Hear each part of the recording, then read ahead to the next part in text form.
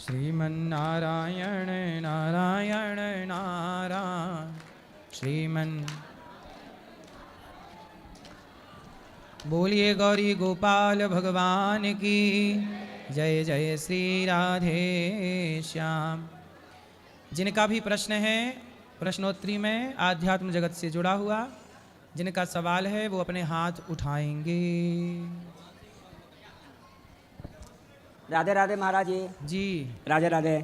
मैं कोरोना काल से आपका कथा सुनता हूँ और मेरे को आपका कथा इतना अच्छा लगा कि मैं कभी कभी मांस मछली भी खाता था और आपकी कथा सुन के मैं सब कुछ छोड़ दिया। और आपकी कथा से मेरे को इतना अच्छा लगा कि बाल बच्चे को सबको मैं आपकी कथा से जोड़ना चाहता हूँ। और ये दीपावली के छुट्टी में बाल बच्चे लोग नहीं आ पाए हैं और मेरा प्रश्न कुछ ने आपसे मेरा आशीर्वाद चाहिए था और कुछ ने माता पिता को लाया है पोथी पाठ कराने के लिए। खुश रहिए। और आपसे ये खाली आशीर्वाद चाहिए था और बाल बच्चे को भी ठीक खुश, सबको आशीर्वाद। और किसका सवाल? खड़े हो जाओ आप जल्दी। गुरुजी राधे राधे। गुरुजी मैं जगन्नाथ धाम से जो पूरी से आया है, बताओ। आपसे वहाँ ये पूरी प्रसाद दे पाए। हमारा प्रश्न है वही जो बच्चा ना, हम ये जो मोबाइल यूट्यूब पर आपके देखा है वही जो पाठ पढ़ना है तो आप सहयोग करें। हम कुछ नहीं जानता है, वो हमारे भाभी है भाया है, वो हमारे क्या करना है? क्या करना है? वही जहाँ बच्चा वही 7 क्लास हुआ है। पढ़ेगा पढ़ेगा पढ़ेगा। खुश रहिए। तो क्या करे? जोगाजोग करे हैं? की करो क्या कह रही है पाठक जी? पेरेंट की बात समझो। बात करें तो जोगाजोग। राधे राधे गुरुजी। जी। गुरुजी मैं गुजरात से आई हूँ, कोसंबा से, और मुझे बहुत दिन से आपका दर्शन करने का मन था तो मेरा दर्शन हो गया। आज मैं दीक्षा भी ले ली गुरुजी, सुबह दीक्षा भी ले ली। मैं 7 बजे से यहाँ गई थी दीक्षा लेने में, दीक्षा ले ली। मेरी माँ मेरा बेटा सब ने बोला था कि गुरुजी को बोलना कि हमारे लिए राधे राधे बोल दे। सबको राधे राधे राधे बस। और कृपा करो कि मैं कायम यहाँ आती रहूँ और आपका दर्शन करती रहूँ बस। हमारे पर सुपर कृपा करते रहो बस। और हम ऐसा करें कि गुजरात में आपको बुलाए, जरूर जरूर कथा कर दें, हमारी ऐसी इच्छा है। खुश रहिए। राधे राधे। राधे राधे जी। गुरु जी ये मेरा बच्चा है आयुष। हम गुजरात साणंद से आए हैं अहमदाबाद। तो इसने भीम एकादशी से एक प्रतिज्ञा ली थी छोटी सी कि मैं हर दिन 10-20 रुपये जो भी मेरे से जमा होंगे वो मैं अपने गुल्लक में डालूंगा, जिसको मैं 50 रुपीज़ हर रोज़ देता हूँ मैं, 50 to 100 रुपीज़। तो वो नाश्ता वास्ता कुछ नहीं करता था, वो गुल्लक लेके आया है वो हर रोज़ 20-30 रुपये जो भी हो, और दिवाली का जितना भी त्योहारों का सब मिला है उसको, सब उसने इसमें डाला है। सब जितना भी 500, 200, 1000 जो भी है सब इसने सब जमा अपनी मर्जी से किए। तो आपसे बस ये आशीर्वाद। और यहाँ की सेवा वृद्ध माओं के लिए समर्पित कर रहे हैं। हाँ जी जी बिल्कुल बिल्कुल उसके लिए बच्चे के लिए। हाँ, और ये बहुत ही इसने ध्यान से और अपने उसको इस पर आशीर्वाद रखिए बस बहुत अपना। अच्छा। आप लोग ऐसे हैं कि देखो दूसरों के बारे में आप सोचते हैं। जी जी हाँ, दूसरों के बारे में आप कुछ कर रहे हैं। जी बिल्कुल। हमारा जी ये वहाँ पे बोला था मैं कैंटीन में ब्रेकफास्ट भी नहीं करूँगा, जो भी है घर पे आके जमा कर दूंगा उसके अंदर, और मैं वृद्ध माताओं को दूंगा मैं। ठीक है जी महाराज धन्यवाद।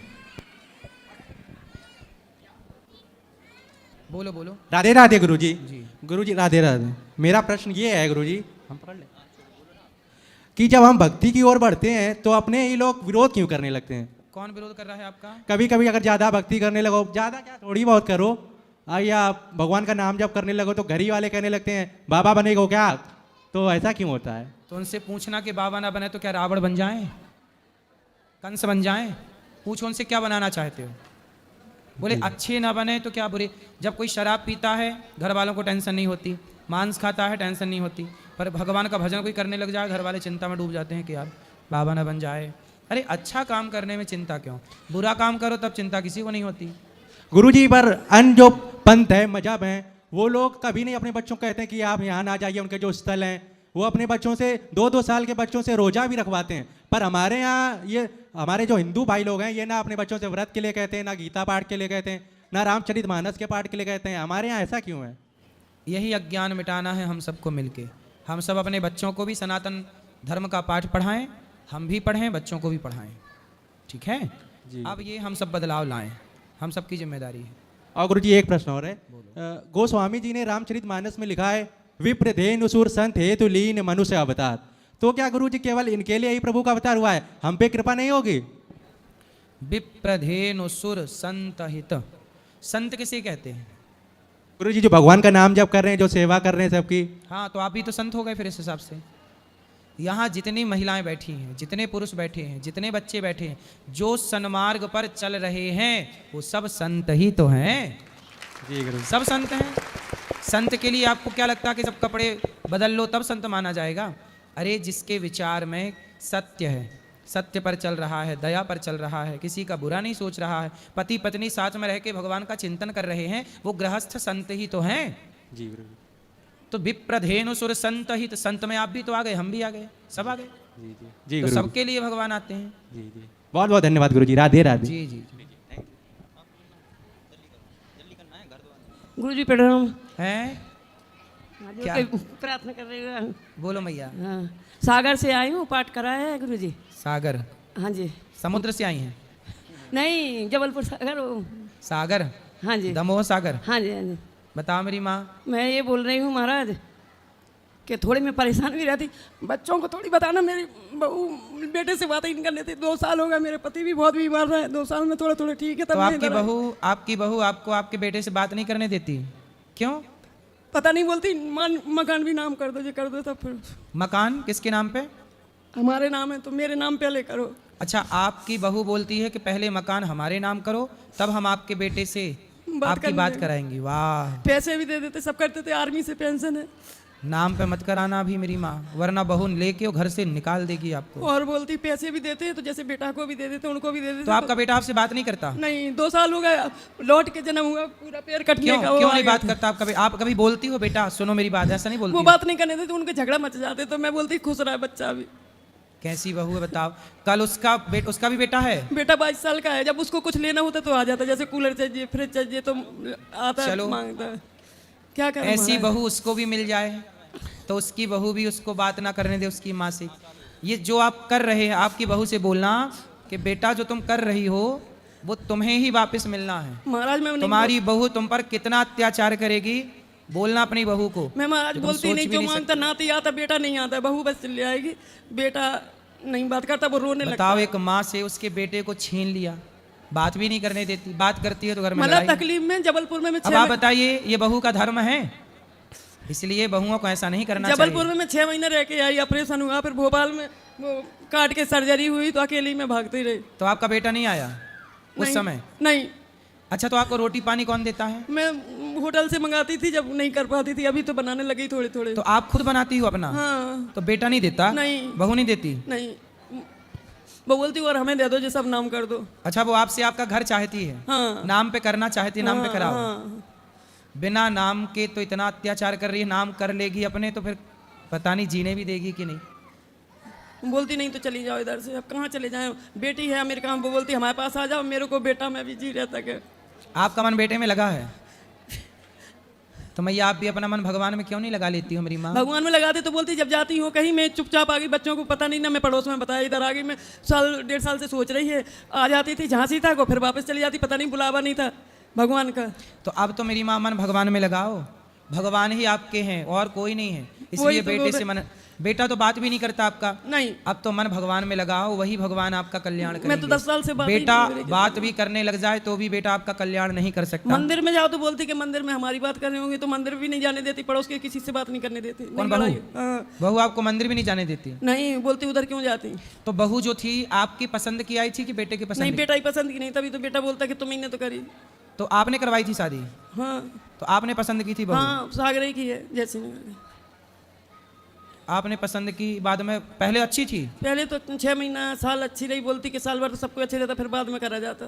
ऐसा बहू बोल रही थी? मतलब पढ़ लिख के आई थी? हैं? पढ़ी तो ज़्यादा नहीं है, पढ़ी नहीं है? 7वीं 8वीं 10वीं हो, जितनी हो पता नहीं।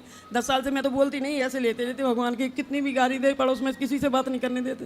पड़ोसी डर के मारे बोलते ही नहीं, उनसे ही बात करेंगे, मेरे से नहीं करते पड़ोसी।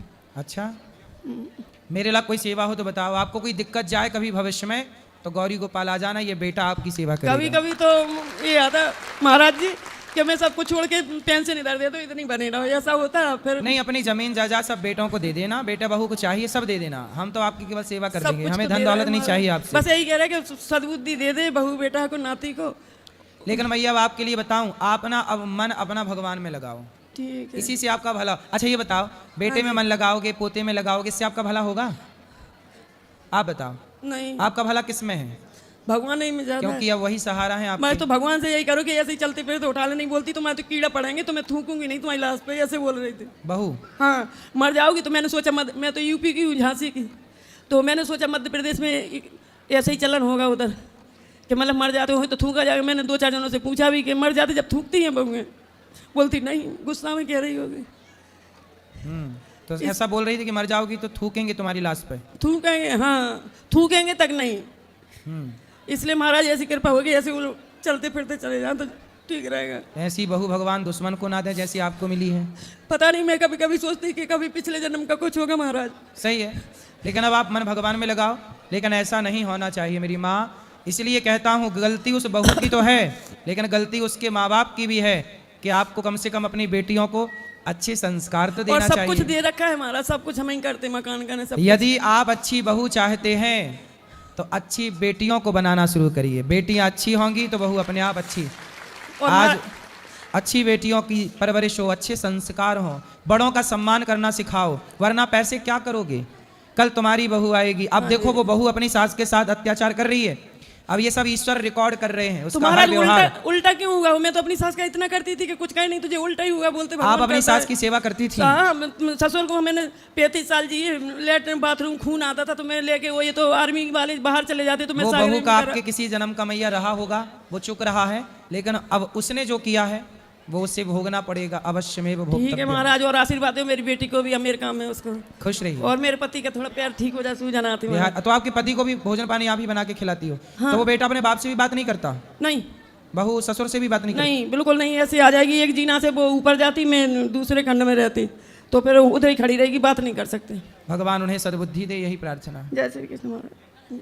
राधे राधे गुरुजी। जी, सन्यासी जीवन अच्छा है कि ऐसे जीवन? दोनों जीवन अपनी अपनी जगह अच्छे हैं। फिर भी कौन सा जीवन लेना चाहिए? गृहस्थ। सन्यासी क्यों नहीं? सन्यासी का पालन आप कर ना पाओगे, कठिन है बेटा। सन्यास अगर हाँ। लेने की भावना है तो? आप सन्यास कैसे किसे मानते हो? क्या है आपकी नज़र में सन्यास की परिभाषा? सब मोह माया से दूर होना, मोबाइल वगैरह सब, है? मोबाइल वगैरह सब मोह माया से दूर होना। ठीक है, कौन कौन सी माया? धन वगैरह, जो घर का वगैरह, प्यार अभी वगैरह, आपके फोन पास वगैरह। धन है? कितना धन कमाते हो? वो छोड़िए, मगर मैं पूछ रहा हूँ नहीं, मैं आपसे पूछ रहा हूँ आप कितना कमाते हो? बिजनेस है खुद का, है? ट्रक बॉडी का गैरेज है। कितना कमा लेते हो महीने का? 50,000 रुपये। 50,000। तो ये सब छोड़ना चाहते हो? हाँ। किसे देना चाहते हो ये सब? घर वाले है ना। घर वालों को। आप कितने भाई हो? 2 भाई। आप बड़े हो छोटे हो? छोटा। तो आपको सन्यास लेना है। हाँ। विवाह हो गया? नहीं, 20 साल का हूँ। और कल आप सन्यास ले लोगे और फिर विवाह करने का मन हुआ तो? नहीं होता। नहीं होता। अभी आप पहुंचे नहीं तो कैसे पता कि नहीं होता? विचार पक्का रहा तो नहीं होगा ना। जैसे आज आप साधु बन जाओगे, माना कि सन्यासी बन जाओगे, और सन्यास लेके कहीं आपको 10 साल बाद विषय वासना जागी और आप किसी लड़की को देख के उसके पीछे भाग गए और कुछ आपने गलत किया, तो बदनाम आप ना होंगे, बदनाम सनातन और संत बदनाम हो जाएंगे। इसलिए संत वो बने जो पूर्ण रूप से अपने मन को जीत ले, कि कभी उसका मन किसी भी पराई स्त्री धन की तरफ ना जाए, तब तो ठीक है। और यदि आप संत बन के अब बताइए, कोई भी संत गलत करता है तो बदनाम सनातन होता है कि नहीं? होता है। संत समाज होता है कि नहीं? होता है। इसलिए कहता हूं बेटा, गृहस्थ में रहकर भी परमात्मा को पाया जा सकता है। जी गुरुजी।